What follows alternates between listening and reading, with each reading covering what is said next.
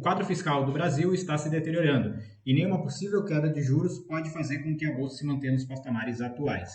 Quais os impactos para a economia e os investimentos? Meu nome é Thiago Souza e nesse canal eu falo sobre economia, mercado financeiro e investimentos. Se você já tem uma carteira de investimento ou está querendo iniciar nos investimentos, na descrição desse vídeo tem um link no qual você vai poder agendar uma reunião diretamente comigo para que possamos montar a melhor estratégia para o seu futuro. Sem mais delongas, vamos direto ao assunto, vamos falar sobre o quadro fiscal do país e quais os seus impactos para a economia.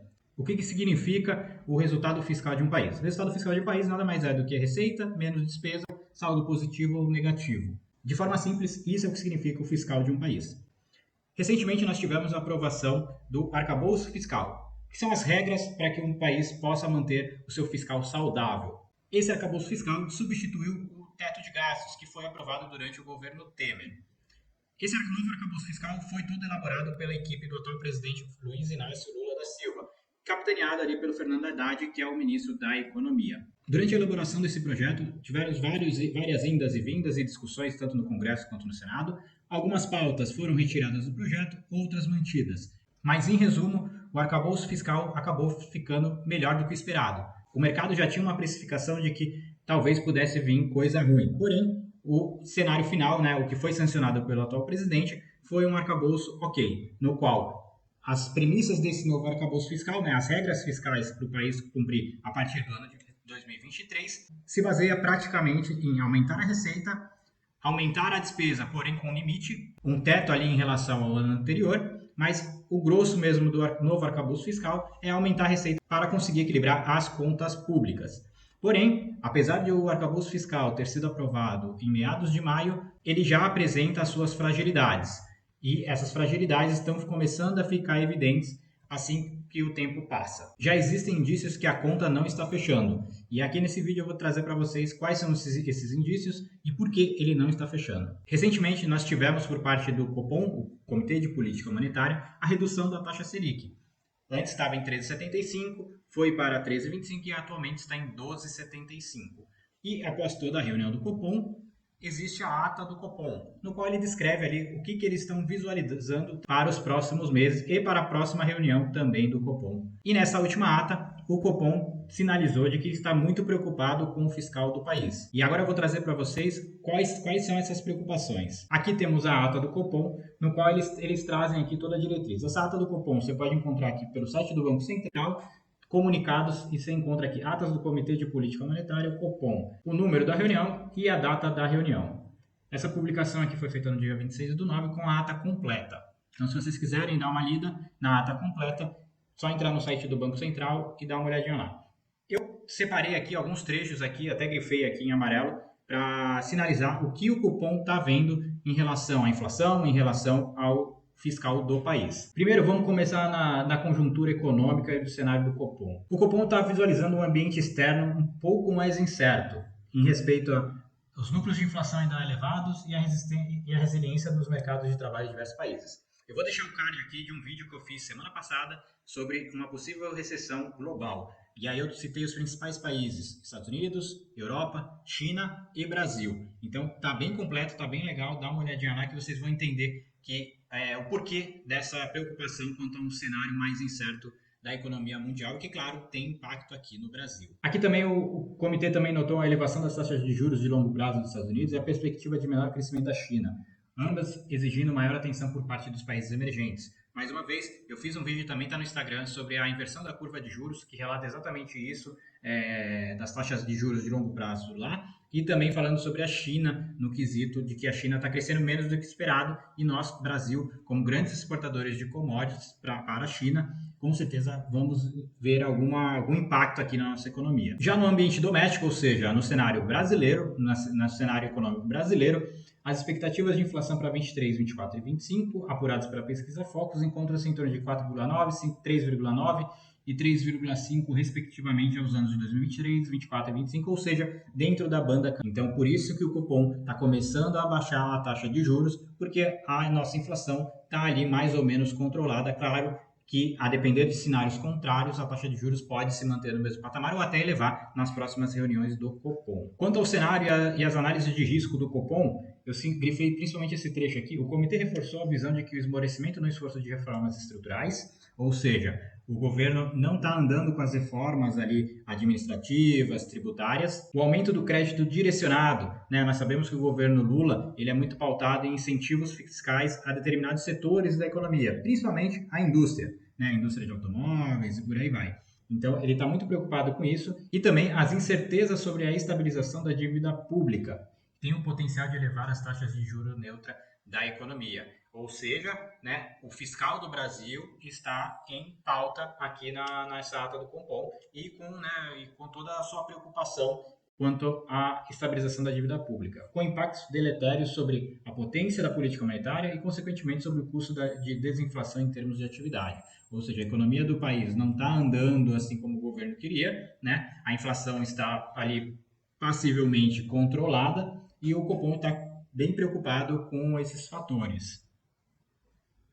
E aqui um outro trecho que eu deixei para vocês, né? O comitê avalia que parte da incerteza observada nos mercados, com elevação de prêmios de risco e da inflação implícita, estava anteriormente mais em torno do desenho final do arcabouço fiscal. Como eu falei, ocorreram várias tratativas ali para elaborar o arcabouço fiscal, né? E dentro delas a preocupação com qual seria o texto final desse arcabouço. No final, acabou se demonstrando não o melhor dos mundos, mas um novo arcabouço fiscal, ok, né? Poderia ser melhorado? Claro, mas, assim, do que se esperava até que ficou bom, né? E atualmente se refere mais à execução das medidas de receita e despesas compatíveis com o arcabouço e o atingimento das metas fiscais. Então é sobre isso que nós vamos falar hoje, né? Como que está a execução dessas medidas, o que foi previsto dentro do arcabouço fiscal e como ele está se desenrolando com o passar dos meses. Tendo em conta a importância da execução das metas fiscais já estabelecidas para a ancoragem das expectativas de inflação. Então, como eu falei, a questão do fiscal do país acaba impactando a economia e um desses impactos acaba refletindo na inflação. Por isso que o Copom está bem preocupado. E, consequentemente, para a condução da política monetária, o comitê reforça a importância da firme perseguição dessas metas. Então, o Copom está salientando aqui que é necessário que o governo realmente cumpra as metas determinadas. Então, como eu trouxe para vocês, essa é a grande preocupação do Copom quanto à questão fiscal do país, que tem impacto na economia como um todo. E agora aqui, entrando novamente um pouco mais a fundo em como que está a situação fiscal do país, eu trouxe aqui um outro relatório, as estatísticas fiscais, elaborado pelo próprio Banco Central, sobre o resultado primário aqui do fiscal do país. Lembrando, né, nós temos o primário, onde entram as receitas e as despesas, tá?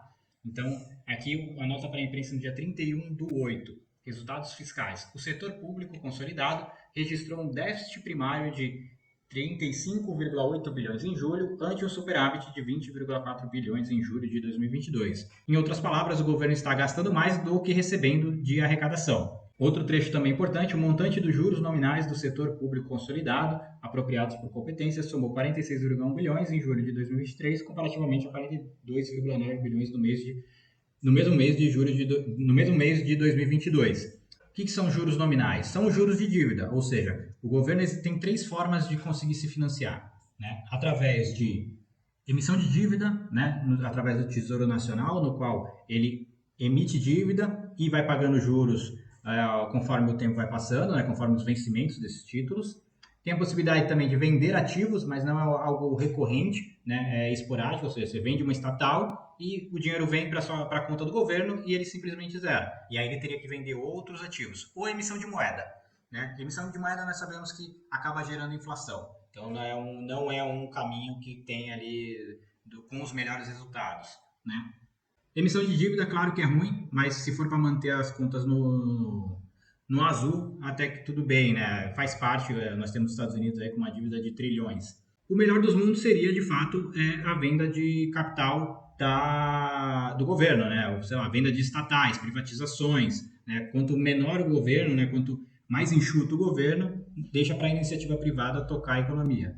E esses juros nominais nada mais é do que o pagamento de dívidas. Com isso, nós temos o resultado primário, né, onde receita menos despesa dá déficit ou superávit, e temos também o resultado nominal, que aí entra receita menos despesa menos pagamentos de dívidas. E aí nós temos o resultado nominal, no qual aqui, segundo o relatório de agosto, o resultado nominal do setor público consolidado, que inclui o resultado primário e os juros nominais apropriados, foi de deficitário de 81,9 bilhões em julho.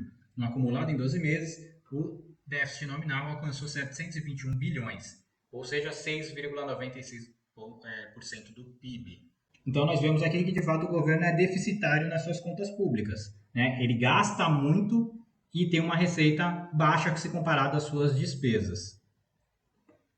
E esse cenário é muito preocupante, porque isso acaba atrapalhando a economia do país, porque a partir do momento em que você é deficitário, você precisa ou aumentar a receita via impostos, o que é prejudicial para a economia, ou você corta os gastos. Né? O que entra nas despesas do governo? Entra pagamento de funcionários, né? Máquina pública como um todo. Então, o melhor dos mundos para você diminuir essa diferença e você começar a fechar com o superávit, né, que é positivo, seria a redução das despesas do governo, principalmente da máquina pública ali. Então, esse é o resultado atual do Brasil. É um déficit ali, tanto no primário quanto também no nominal. Você pode ver aqui nesse gráfico aqui que nós estávamos tendo um superávit, né? Ou seja, as receitas do governo estavam vindo maior do que as despesas, porém, a partir de agosto do ano passado, né, durante ainda o governo do Bolsonaro, o superávit primário ele foi caindo em relação ao PIB. Então você pode ver que ele foi começando a decair, ou seja, as receitas foram diminuindo. E aqui nesse outro gráfico nós temos aqui o déficit nominal comparado ao PIB. Ou seja, nós temos aqui um déficit cada vez mais agravado, aqui foi durante a época da pandemia, tá? E aí ele foi melhorando, a economia foi melhorando, né? A receita do governo foi melhorando, porém no ano de 2023 temos aqui já uma queda. Esse gráfico aqui vai até março, mas ele já está mostrando já que já estamos entrando no período já de aumento do déficit nominal público. Então, diante desses fatos aqui, dá para se perceber que as contas públicas do Brasil não estão se fechando assim como foi determinado pelo arcabouço fiscal. E o que o governo está fazendo? Né? O arcabouço fiscal ele foi estipulado com base na receita. Né? A grande premissa do arcabouço era que a receita vinda de impostos iria aumentar numa velocidade maior do que as despesas e aí as contas começariam a fechar. Porém, não é isso que está acontecendo. A gente tem uma economia global um pouco menos aquecida, né, e até uma possível recessão.